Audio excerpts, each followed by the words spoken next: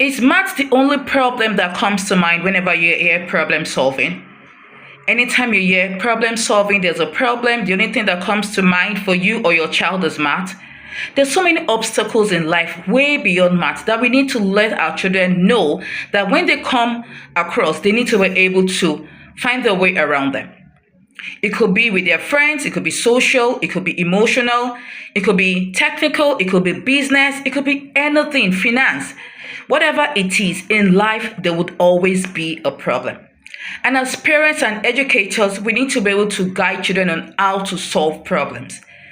First is that we should let children know that it is very okay for them to share. Whatever problems it is they're having, they should share, they should speak to someone about it. It could be a friend, it could be a parent, it could be a mentor.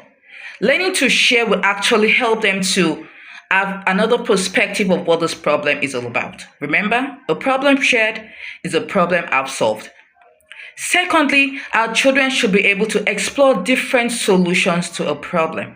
They should never think that there's just one way to solve a problem that they actually come across.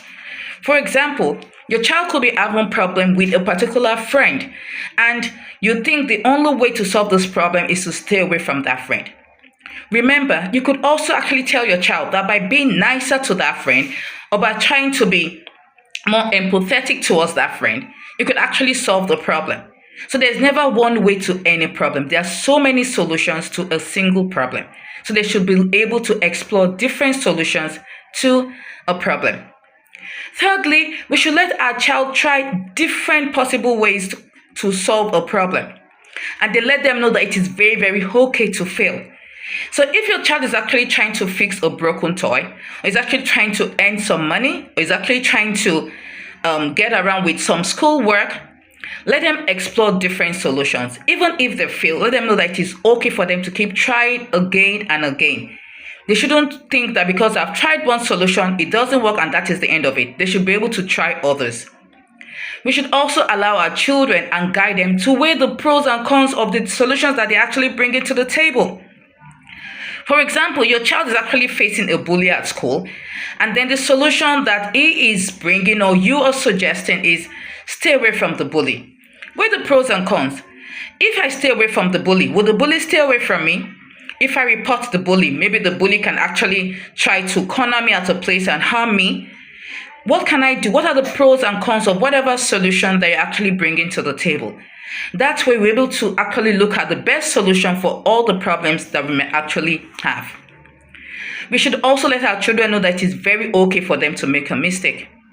Very okay. You might try a problem, you might try a solution to a problem, you might have checked to see the pros and cons, you might have seen, okay, this thing can actually work, and then it doesn't work. It is okay to make mistakes. And it doesn't mean that because you make a mistake, you give up on the problem. You must try to persevere. You must be consistent in ensuring that you get a solution to that problem.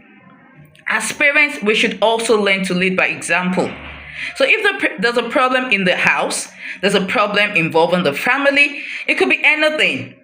Any type of problem, lead by example, share with the children. If it's something that their ages can actually comprehend, share it with them. You'll be surprised by the ideas that the children will bring about solving this problem.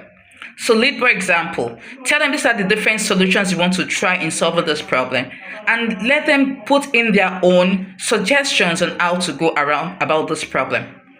We should also allow the children to break their problems into chunks.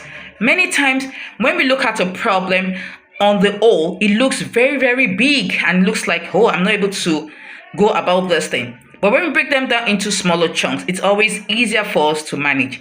So let the children learn to break their problems into chunks.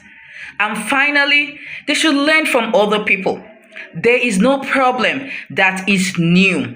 Someone would have gone through this problem before.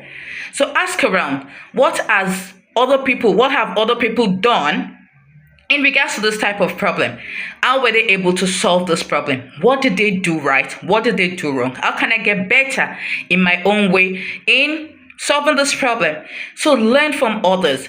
Ask other people. This is something that I'm experiencing. How did you do it? How were you able to solve this problem? So as we nurture our children, it's very, very important that we help them to grow into awesome individuals that can actually stand on their own. And problem solving is a skill that we cannot play with.